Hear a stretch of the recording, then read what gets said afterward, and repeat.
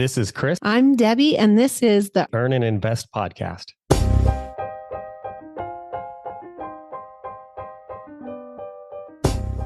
It was one of my best and worst moments. Upon reading Jim Dolly's book, The White Coat Investor, I realized that I was financially independent. I could leave my tiresome job and never work again. My urge to jump up and down and celebrate lasted all of a moment, and then I had a panic attack. I had spent so much time worrying about money because it was easier and less stressful than trying to divine a sense of purpose in life. Financial independence for me was a mirror, and it reflected back a whole bunch of nothing. I had no idea what a realistic sense of meaning was. I had no true north. Was it a surprise then that I was walking in circles? Are you, right now, walking in circles in your life?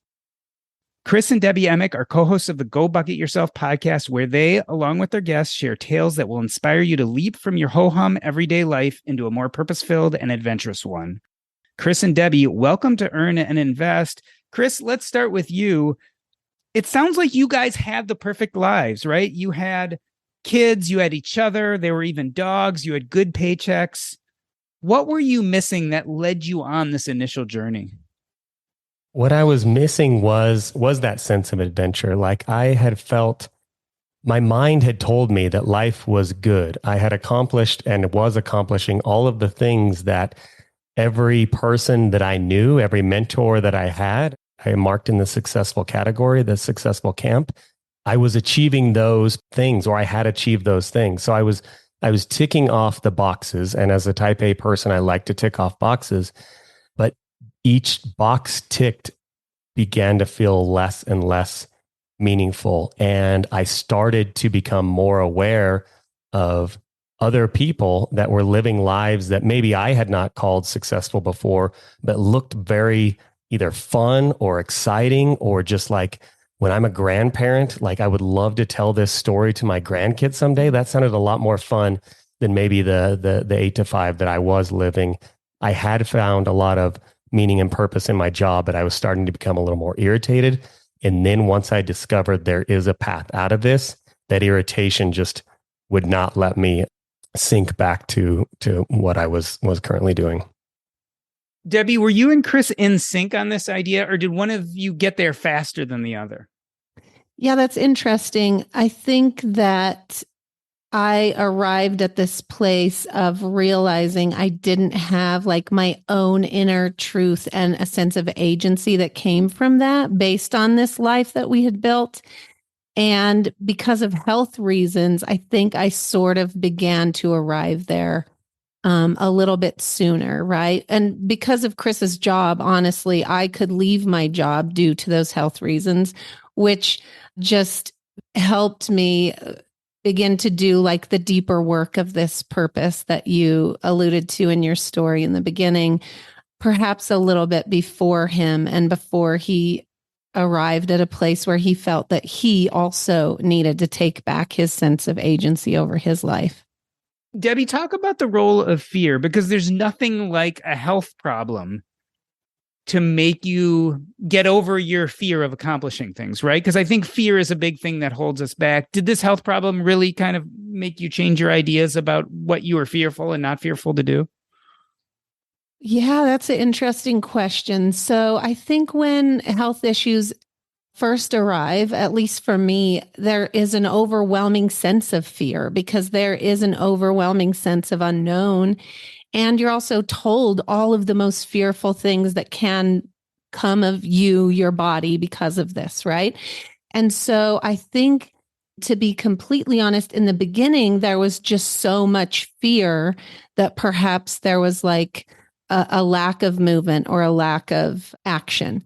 And then something else takes over, I think, where it's like, I think everything's going to be okay as long as I begin to live my life on my terms. This fear of like, how long will I live? How long will I be around kind of goes away. And it is empowering to know, like, I get to take control of my life, what my life looks like. And so it is a shortcut, right, into getting past this, like, we need to live life by what society tells us to. And it's a shortcut maybe to the deeper truth of like, oh, actually I get to decide what's important to me and what my life looks like. Chris, let's talk about fear with you too. It seems like most people who I deal with who are walking the same path you are, at some point they have fear about living an authentic life, and then they find the permission to get past that fear. Maybe with Debbie, it was coming face to face with this health issue. Talk about what helped you come face to face with this fear. And specifically, did the financial independence retire early movement play a role in that? It did and it didn't. So coming face to face with that fear, I just started to recognize there were just a lot of questions that I could not see being answered if I stayed in my traditional role. And I'm a very fearful person. I'm a very risk averse person.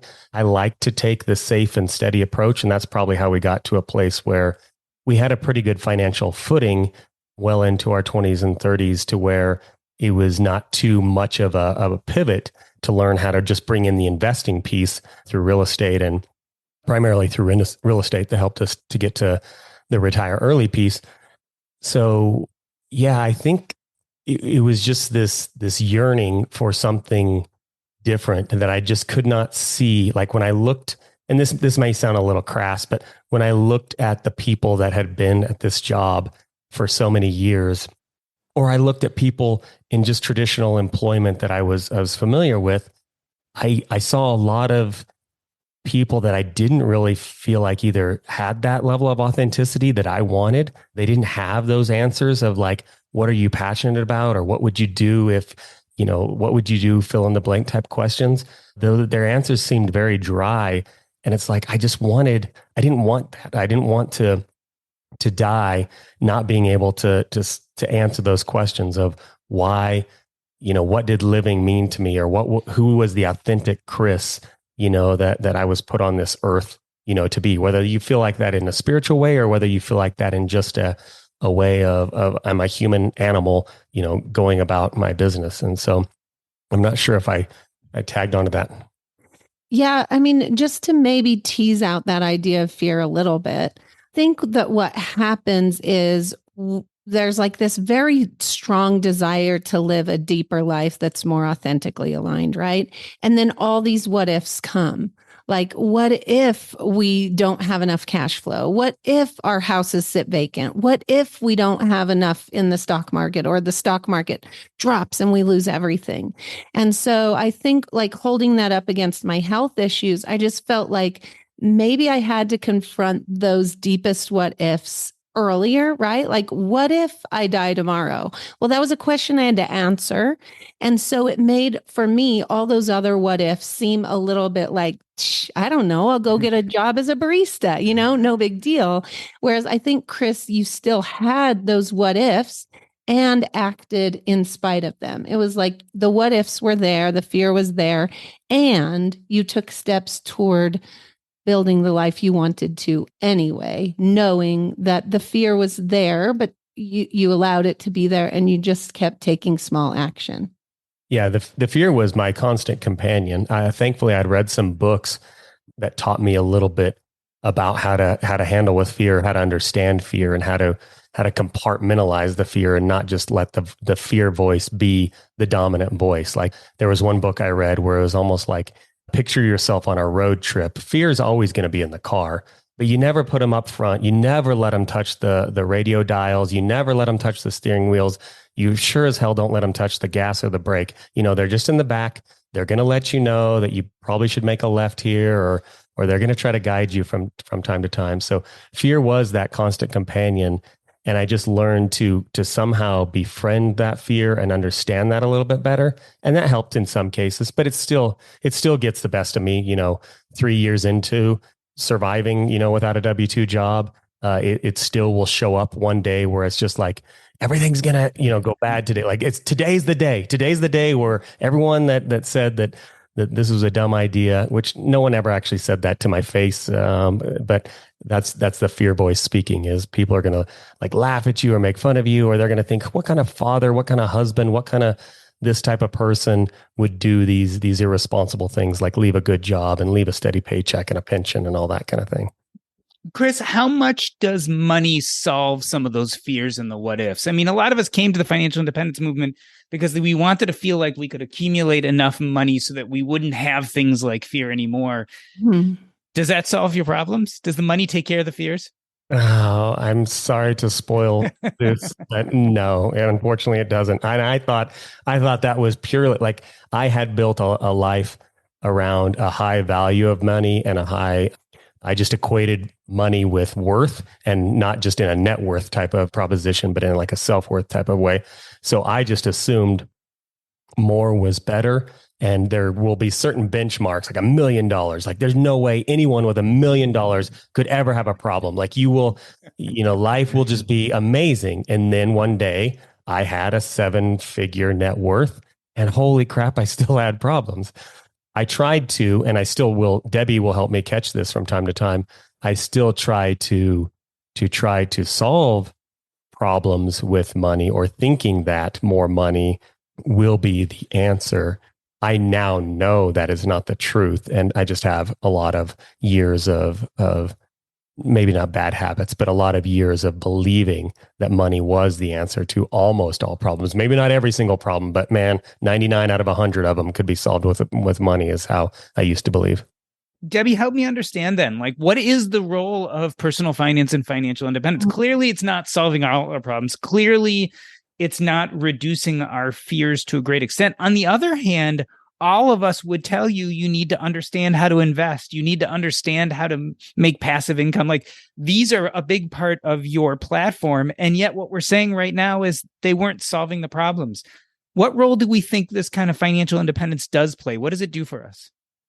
Yeah, that's a really important question. And before I fully answer that, I just want to say, like, look, this is an amazing privilege that we have to even say, like, I got to this 7-figure net worth and realized, that wasn't the answer to all of my problems, right? Like, and that privilege gives us and gave us some time and space and energy to sort of delve through all of this other stuff we need to work through, right? And so I believe the role is, I think what most of us, all of us, are ultimately searching for. This isn't my original idea. This came from Martha Beck, but just this sense of peace and freedom in our lives. So when we ask ourselves, like, what we really want or how we really want to feel, I think most of us just want to feel a bit of peace and freedom, right? That takes some agency, and having financial acuity, like learning how to handle our finances, gives us the freedom to make choices with the hours in our days as we see fit, or as is, in my case, healthy for my body, versus going to a job that wasn't healthy for my body. So while money may not or is not the answer to all of our problems, it is a foundation that we can build this life of peace and freedom upon, right? And when we don't have that foundation, it's a lot more difficult to design our days in a way that allows for that. And so I guess the other thing I like to say is, like, anytime we're searching for answers outside of us, we're probably searching in the wrong place. That doesn't mean that we can't seek financial freedom so that we can build the life that we truly desire. But that does mean that really our sense of worth and peace and freedom come from an inner place. And there's inner work to do once we get, or before, or along the way to getting to this place where we feel free with our finances also. Chris, what Debbie's talking about, this inner peace, this freedom, really we're talking about a sense of purpose. But she said something interesting before we get to purpose. I want to talk about privilege, because like you, I did a lot of this work after I was either close to financial independence or at least had a clear path of what that was. Is this something everyone can do? Or is this something that only people who've got to an economic place like we have have the ability and the mind space to start working on purpose? Like, when does this happen in our trajectory? Because there's a lot of people who, frankly, may never get to financial independence or anywhere near it. Yeah. I mean, for me, it's knowing now what I do know. I do think it is available, though I cannot see on the trajectory of life I was living. I don't see how I would have got there, or I would have been a much older person by the time I got there. So thankfully, the amount of freedom in my days allowed me that privilege of time to start to question and do activities that and meet people that started to tease out that bigger piece of it. But I think if you surround yourself with the tools, or listening to a podcast like this, you will start asking yourself those questions. And yeah, you may not be able to carve out 40 hours a week like I can to work on some of this stuff, but you can start to answer those questions, in your free time, or you will find a way to create that time. But it is tricky for me to look at the trajectory we were on, and if Debbie's health issues did not arise, and if financial independence didn't start to play a role in our lives, and then me leaving my job, if those things didn't play, sure, I probably would have figured it out. It might have been after a midlife crisis. It might have been in retirement. It might have been in some other places. Thankfully, we have a lot of resources, communities like yours, Doc G, and others, good books, good podcasts that if you're on that quest, or I encourage people to begin to march onto that quest, even if they're, years away from financial independence, or if that's a goal they're pursuing. So, Debbie, it sounds like financial independence can be a lever. It sounds like in this case, your health problems were a lever. Let's talk about purpose, because I think that's really what the major topic of this conversation is. We both, in a sense, had that privilege of knowing where we were financially before we started working on purpose fully. How do people start earlier? Like, finding your purpose itself is a question I get asked all the time. People want to know, well, how do I start looking for my purpose? That's question one. And the second part of that is, how do I do that when I'm not financially independent? Yeah. So I think retrospectively, I can say, like, that word purpose is such a heavy feeling word to so many people, right?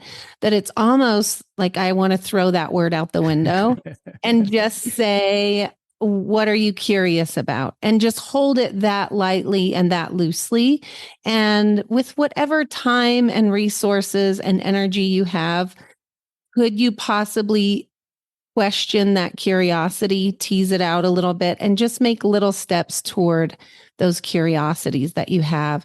And to me, that's playful and light. And it allows for, like, some of the mistakes I made along the way that I really took seriously and beat myself up about. It's like, no, I'm just playing and having a good time, learning a bit more about myself, and maybe making some progress in the meantime. And so that would be a step one, I think. Just, what are you curious about? And then there are some other questions I've learned to ask myself on a fairly regular basis that I think also help with my direction. And one is really getting clear and working towards how I want to feel versus what I want to achieve or attain or acquire, right? Those are these external forms of validation. And so going inward and understanding how I want to feel. And that changes, usually for part of the year or most of the year, I'll have the same kinds of feeling words. And then I can base what I do throughout my days or months on those feeling words. I think Chris likes the question, what makes you feel alive? So those are some lighter questions that maybe feel a little less heavy than purpose. Yeah, I do. I like, because those are, to me, those are very easier ways to put it than what is your purpose. That sounds like a very loaded, very tough question that you have to spend, years in an ashram to find that answer. And I'm up for that. Okay. I'm actually very cool. I'd be fine with that. Yeah. It's just, however, maybe not everybody can do that. So in lieu of that, then yeah, asking yourself those kinds of questions. I also like to ask myself the question of like, what kind of takes me into that flow state, that state of where I'm doing this activity that I'm not paying attention to the clock. Time just vanishes. Like I'm doing this thing and it just goes by like, wow. And I think whether it's the DNA or whether it's the spiritual encoding that we receive or something, I think we're all programmed with these skills and or these curiosities and or these gifts to the world that we have the answers already. It's just we built a lifetime of listening to other people's voices that start to allow us to question those voices or start to allow us to question ourselves and our own authenticity. And so therefore we start to build these masks and these personas that maybe aren't really our true purpose or aren't really leaning into that reason for living. And so I like to play around with the big heavy spiritual questions from time to time when I have that, but I don't think you have to really lean into that. I think what are you curious about? What makes you come alive? What takes you into that flow state? Those are all great ways to kind of keep it light, hold it loose, and you'll I would say whatever answers come up when you ask those, as silly and stupid, when you write this down, if you're the only person that you feel like in the world has written this down, you're probably onto something like that. You are probably dialed into your purpose, your dharma, whatever you want to call it. Yeah, I want to talk about spirituality in a moment. One of my favorite questions, however, is dealing with what I would think of as purpose is, when was the last time you woke up in the middle of the night excited about something and you couldn't fall back asleep? Like, did you pursue that thing? And it's one of my favorite questions because we all have experienced that, of waking up and being so excited about something we couldn't go back to sleep. Yeah. So Debbie, we're going to take your advice. We're going to transition to these curiosities. We're going to start asking ourselves these questions. What are the big roadblocks that almost everyone hits when they start doing this hard work? Well, we talked about one of them, right? It's fear. And so I think a lot of times we're afraid of other people's perceptions of us. We're afraid of wasting or losing money. We're afraid of just the way that we might appear or look or making the wrong choice, right? And so I think fear is one. And I think, in those times, that's why it's really important to just hold these things loosely, like not take yourself or them too seriously. And things are just lessons along the way, right? We're just like gathering data to learn more about ourselves and why we're here and what does make us come alive or what wakes us up in the middle of the night with that feeling. So I would say that's a big one to get past. I guess some other things that might get in the way would be like resources or just feeling, something a lot of people say is like imposter syndrome. So once you finally start to work towards something, Doc, I know you just published a book that can bring up a lot of feelings, or perhaps when you started this podcast, you felt like an imposter of some sort. And so that's almost just like trying something new out to see how it fits. And again, holding it really loosely and trying to like put those fears and worries about other people's perceptions in the back of your mind. I think those are two big ones that I hear and see a lot from myself and others. What do you think, Chris? Yeah, I love to just so our kids are now teenagers, or 12 and 17. So darn close to both being teenagers. But I love to look at like small kids and just how lightly they hold stuff. Like when they want to create something, by God, they create something. They take paper, old toilet paper rolls, and they take trash and whatever it is. They're not worried about what someone else is going to think, or like, oh, what if this isn't the best, biggest hamster tunnel that's ever been created. They just hold it so lightly. They're like, I just want to do this thing. It sounds fun. It sounds neat. I'm going to go find the things to make this. And I think anytime we lean into that curious creation that feels like it wants to come out of us, it feels like that those are the kinds of things that will wake you up in the middle of the night. Like, oh, I want to create this podcast, or I want to get people together in nature and help them to discover themselves. When you have those feelings and it feels real and it feels energetic, great. And then the fear will start to come up. I have a decent amount of issue with ego. And that's something that I've spent a lot of my post-FI life working on, is as I'm starting to learn a little bit more about either, I don't know, saying I'm learning more about psychology doesn't mean I'm reading like psychology books by any means, but I'm having more of these types of conversations with other people. And I'm learning that ego has played a heavy role in my life. And I'm sure it does in everybody's life, but I can recognize where it has done me a disservice. And where it's really done me a disservice is I do feel like all eyes are on me when I'm creating this brand new thing, when all actuality is there are not that many eyes or fingers, pointed my direction. But for whatever reason, my ego has allowed me to believe I'm a little more important than I am. So. Yeah. And I guess I would just add that when we're talking about our ego or fear or imposter syndrome, I think what I hear from a lot of people as stumbling blocks or obstacles is time and energy, right? So they'll say like, but I don't have the time or I don't have the energy. And in my opinion, those are like resistance tools we put up to protect ourselves from this fear or our ego. And so I would just advise anyone to really question anything your mind is telling you. And are you just resisting what you feel naturally called to and you want to do? Is there a way to get around these time and energy blocks? Like, for instance, I wrote a book and I had to set aside a few hours a day to work on that book and really get past and over myself saying, I don't have the time and the energy. I'm too busy. I have to take care of my kids. And so we figured out something different 4 days a week for them to do for breakfast. They rode their bike to swimming lessons and I sat down and I did the work that I felt I was meant to do. So sometimes it's just a matter of questioning the stories we tell ourselves and understanding if we're just creating resistance because we're afraid of doing this other thing.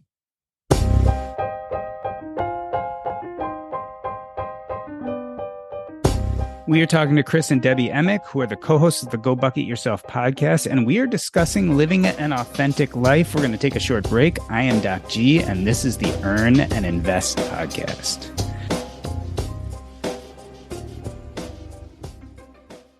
Yo, Taking Stock, a hospice doctor's advice on financial independence, building wealth, and living a regret-free life has now been out 2 weeks. Audible has been out 1 week. I'm getting all sorts of great feedback. If you have read the book, please go to Amazon and leave a review. This is the way people are going to decide whether to buy it or not. I also am going to do an event probably in San Diego in early October, right before the Camp Phi Southwest. So I'm hoping to see some of you there. I've been kicking around the idea of also doing a book launch party in Chicago. I'm wondering if anyone is interested. So if you are interested, please let me know. It has been so exciting to launch Taking Stock, to get everybody's feedback. I just got an email from someone who wants to buy books for his residency program in family medicine. I'm excited to get this book out to people. If you have a book club and want me to speak at it, I'd be more than happy to Zoom in. I'm just so excited that everyone is getting a chance to read this pretty much work that I've spent the last few years doing, mixing my life as a hospice doctor with that of a personal finance blogger and podcaster. And I can't wait to share it with all of you. Now let's get back to the show. Chris and Debbie are the co-hosts of the Go Bucket Yourself podcast, where they, along with their guests, share tales that will inspire you to leap from your ho-hum everyday life into a more purpose-filled and adventurous one.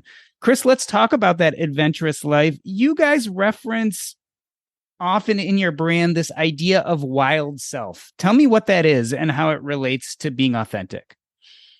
Yeah, I kind of use those words, wild and authentic selves, interchangeably. Wild is something a little newer to me, so I probably am touting it both on our website and in our podcast a little more than the other. But I do feel, and I don't know, I love nature. I love the outdoors. I love gardening. I love going out and backpacking for a very long time. I love experiencing the mountains and nature and all of it. And so I've taken so many lessons from nature. And one of those lessons is just as I watch animals be their wild selves, or I watch this oak tree or this pine tree do its oak tree, pine tree thing.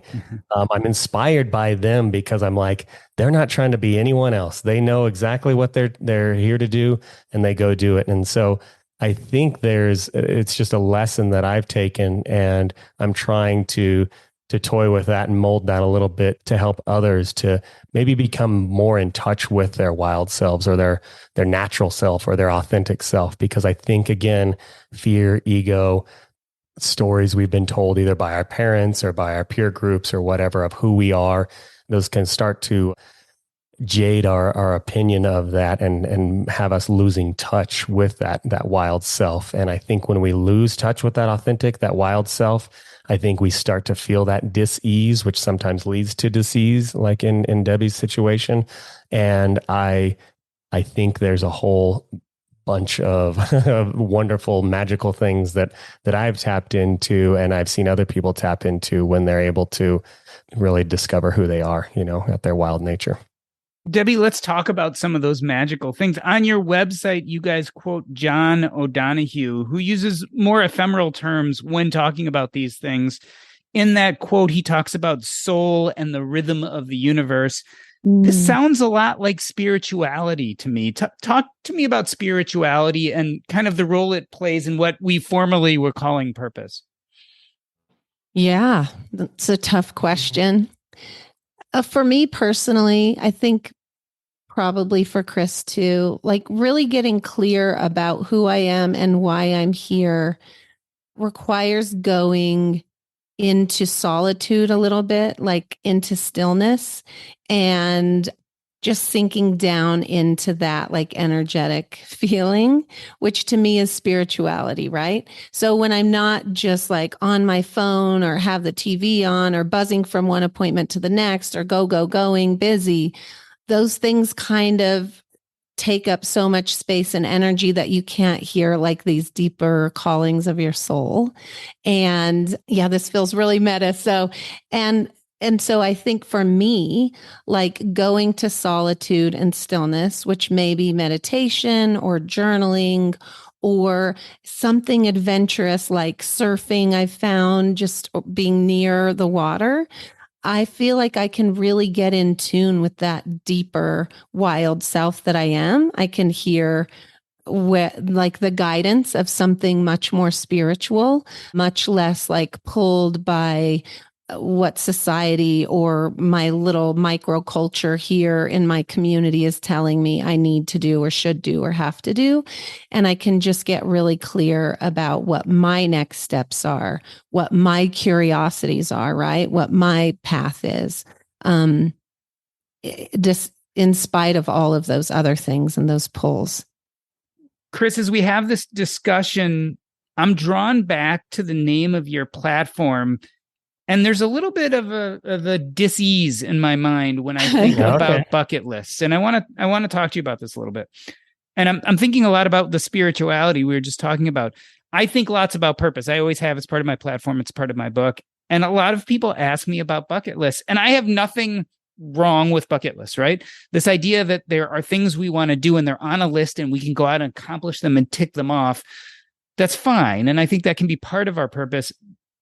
But me personally, I always saw purpose more related to a process as opposed to an endpoint. And I've always felt like bucket lists were much more about endpoints. Tell me about the name of your platform, and does it still fit for you? And tell me about maybe how I'm thinking about this wrong. No, I don't actually think you're thinking about it wrong, Doc G. As we've transformed through the process of doing some of this purpose work, this meaning work, yeah, there are times where I kind of cringe of like, or I feel like I have to apologize, like, well, I'm asking you what's on your bucket list, but let me, clarify that. I don't mean like, yo, bro, did you climb that mountain? It doesn't need to be always these external achievements. I think it is something, it's a baby step that helps us to discover who we are and to allow us to give us that freedom to dream. So I like it in that regard of, if you think about, this is an important thing I want to do or accomplish before I die, there's probably something either really healthy in why you would choose to put that on your bucket list, or possibly there's a reason, a very unhealthy reason. Like maybe you're doing this to prove to your, your father you never had, or to do this, I don't know. I think you can learn a lot of those lessons. And I do also agree that not accomplishing that thing isn't going to be the panacea, the solution to those problems. It may give you a North Star to point at, and you will discover on that journey a more beautiful thing than actually accomplishing that goal or reaching that milestone, in my experience. I still actively keep a bucket list. I'm a little less regimented now that I don't play with spreadsheets and check boxes as much in this chapter of life, but I still like to put those things out there and then just test them, test them of like, this was important to me 7 years ago. Is that still important to me? Am I a different person? Have I changed? Is that no longer a goal? And a lot of those things do not hold up water to when I originally put them on there, but yeah. And I would just add that Chris is very much like a spreadsheet list type person. And so we've always had this bit of like a difference between us where I'm like, I don't want a list. Like a list makes me feel anxious. And so I've never had a bucket list, right? But it does help to gain some clarity about what feels exciting or enthusiastic to you. And those like high energy feelings have a lot of momentum behind them, so that if you can perhaps give yourself permission to do some of those like exciting or enthusiastic things, or I think now within your bucket list and a more spiritual perspective, you're viewing yourself as a small part of a bigger whole, right? And so to bring it back to spirituality, your bucket list, in quotes now, has a lot more to do with your alignment in this bigger universal purpose that you're within now too, not just like, yeah, like I really killed it on that mountain yesterday. So it's maybe a less masculine perspective and a bit more spiritual perspective. Yeah, that's absolutely true. Like there are elements on my original bucket lists were simply, I want to climb this mountain. I want to get this level of net worth. I wanted to achieve or become the person that has achieved these types of things. Now I have a different category for giving. That is something that I've not done well with in my life. I've always been an accumulator and a hoarder of money. And now I'm trying to become more spiritual, more abundant mindset where I'm able to let go of the money. I'm able to give that money away. And so there's now new categories that I'm not where I need to accomplish some of my higher aspirational giving type of items. Like it's going to stretch me to get there, but I'm excited to become the type of person that has the mindset, that has the means, that has the desire to pour out from a person that is for so long consumed, not necessarily consumed like I go out and buy a fancy car, but has accumulated wealth and hoarded wealth for myself. And now I want to be the type of person that can let go of that wealth and see it multiply and do wonderful things in other people's lives. Chris, is there such thing as failure in this paradigm? I do think that most of my failures, given enough space, are just beautiful lessons that help me to understand more and more of who I am. So there are things on my list, or there are dreams that I have that I'm sure I will never accomplish. That's kind of the fun. And some of it for me is just to put some very ambitious, lofty things out there. But even if I don't quite reach the summit of that peak, the journey there and the transitioning, the transcendence, the progression that I will have to go through on that journey is the magic in all of it. Debbie, talk to me about how you both taking this journey has affected your kids. I mean, you've got a 12-year-old and a 17-year-old. They are seeing how you're now approaching life. Tell me about their attitudes towards life and being authentic. That's so interesting, because we are just right in the midst of that right now, right? And I ultimately now, speaking of purpose, see my purpose as like really doing this deeper healing so that I can be the example to them that they need, or that, I'm here to be. And so in some regards, They're just regular old kids that are just like trying to prove their independence and show their independence and going through similar struggles that I went through. And in other regards, I just see this evolution that's like, I take this job seriously to guide them, right? But I am not here to like mold them into something, because what I can see coming from them is like so much greater than what I was at their age or could form them into. There's like a boldness and an understanding. Like they're talking about words like boundaries or like passive aggressive things. I had no idea what they were at that time. Very respectful of their bodies and their, just not always looking for this outer sense of worth. And at the same time, teenage kid who also wants to fit in and be loved by her peers. And so, yeah, it's an interesting mix. And I'm learning a lot as I go about my own failures and where I need to do work. And it's a real lesson to me in how to show up as a parent and as a human and where I need to continue doing the work. So, I mean, the greater hope is we just can guide them through our example and not just our words, right? And that's what we're really trying to live out.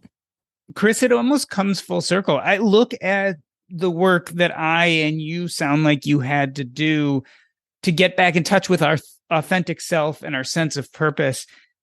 And I wonder if our kids, freed and given the permission to be their wild selves as little kids, won't have to do the same work that we now struggle with. Yeah, it'll be interesting. I'm fully okay with the fact that I might be paying for some therapy sessions down the road because of my attempt at parenting, which is a little bit different than the parenting that I was modeled. But yeah, I do think, just like all of us, we have this beauty, this wild self, this authenticity within us, and I try to stay aware of when I exhibit the behaviors that I'm actually saying that I'm kind of against, where I'm like, I remember when my oldest was very young and I just thought, okay, money's important, career's important, all of that. And I just wanted her to basically mold her into a tiny little engineer like me. Like I just wanted to push math on her. I wanted to always give her examples of how software engineers do these wonderful things and give her all these opportunities to become a software engineer. And then I'm now at a place where that's not it. Like that's not what I believe to be true. Like I am, like Debbie said, her guide. And while in some ways I will light the torch and guide her through some stuff by modeling what I know how, I'm also trying to be very open with her along the way. Like this is who I am as a collection of experiences and problems and what I'm trying to work through right now. I'm trying to do my best, but I know that I'm falling short in some areas.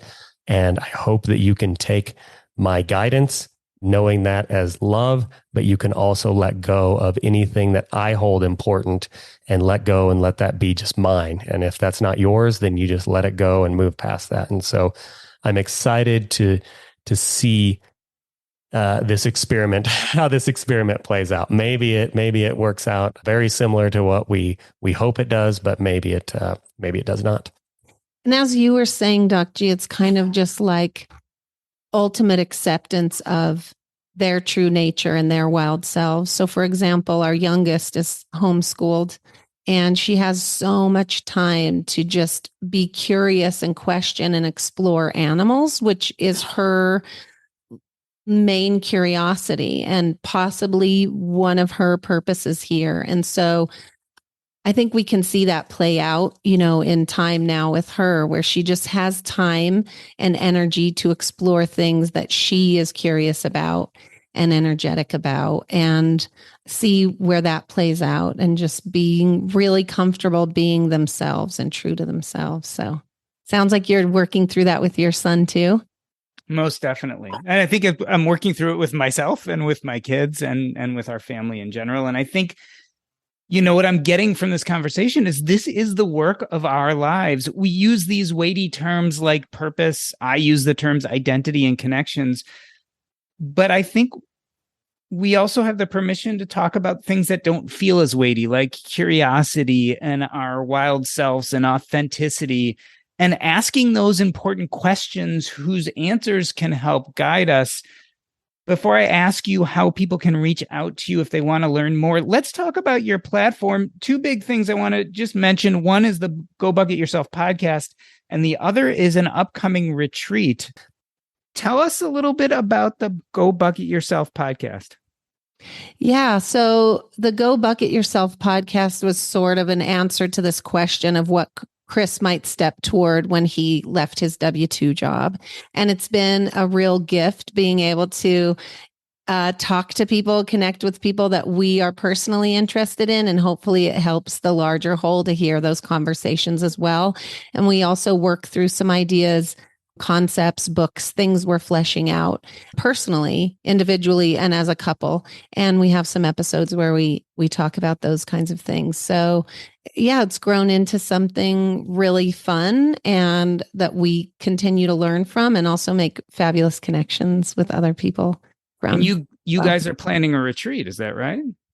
Well, yes, we are planning a retreat that has been postponed for various reasons, I think until the following year. We just have not updated that yet. So the retreat itself, the idea was going to have it in the fall here in Colorado, making a slight pivot, still going to do something it's at that time, but it'll look a little bit different. But yeah, my whole North Star right now is I do see the power in how the outdoors, nature, and adventure, how those have played a heavy role in my transition and in my growth. And I've had the privilege to take people with me on some of these experiences.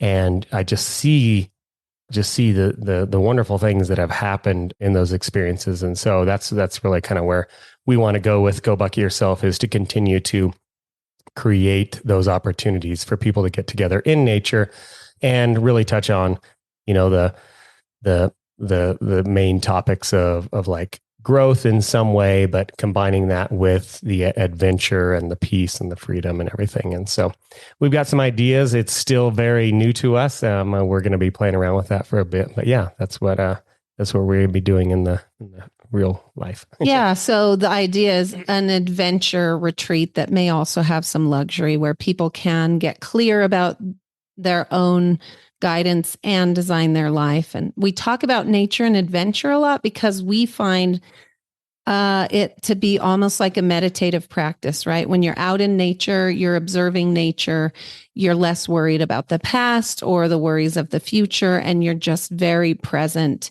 in the moment to get your own spiritual clarity to make steps forward in your life. So that's where those words come from.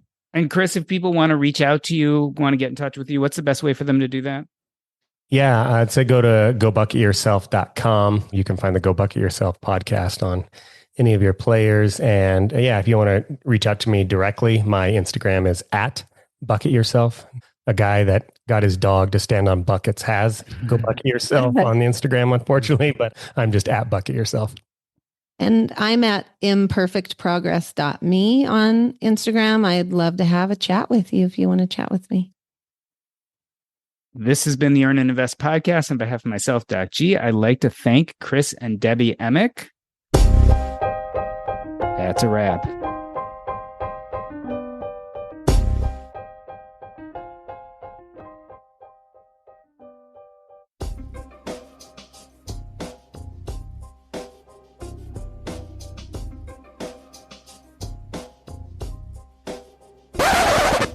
Awesome. So I leave things running just for a few minutes to continue the discussion. Thank you. This was a wonderful discussion. I feel like we touched on some things that were very much a part of your platform, but things people don't often hear. So I thought it was really fun. Thank you. Totally Thanks agree. for the good questions. I can't wait to talk to you soon on our podcast about your book. How's that going? It's going good, so this is tomorrow will be, or today was a full week. It's been out. It's been launched. And so I did all sorts of stuff to help promote it, and I'm still doing those things. Today, actually, the Audible version came out, and I haven't even heard it yet. They're supposed to give me a code so I can listen to my own recording, and I haven't, but Vicki Robin read her foreword for it. Oh, nice. So I'm really, really excited. And it's a vulnerable thing, though, as you know, right? You've put a book out. It's like you spend 2 years or whatever it is putting everything into this to try to get it where it needs to be, and then you put it out in the world, and it kind of flies and doesn't fly, and has good days and has bad days. And Chris, you were talking about ego. There's no way not to have your ego involved in some of this. Like, I feel like I've done a good job in most of my life of separating my ego, but no, I mean, it's some of it at some point you look at it and say, people buy this, I'm good. People don't buy this, I'm bad. And Exactly. you try not to feel that, but it's just life, right? We're human. Like, I'm human. I have these very human feelings, even if I like to deny them sometimes. So and people are asking a lot, right? How's the book doing? How's the book selling? So it just brings that up. But you controlled what you could of it. You put it there, being very well loved and promoted. And so that's what you can control. So good for you. Congratulations. And then some of it is also putting out in the world, right? So ultimately, you try as hard as you can to have a big splash in the beginning, and that goes so far. And then what you hope is that people read it like, oh, this would be great for so-and-so, and send it to them or tell them they have to buy it. Like, that's when you hit that inflection point where it either becomes a book that peters out and in a year or two, no one knows anything about it, or that kind of continues or slowly rises as people suggest it to each other and those kind of things. And so, my hope upon hope is it does that second thing where people are like, oh, like this would be really good for someone, and send it to a few friends and kind of remains relevant as opposed to disappears into oblivion. But ultimately, I can't control much of that either. Yeah. I know. I did the best I could. So, but I'm deeply proud of doing it and of going through the process. And this is something that I'm proud of creating. So awesome.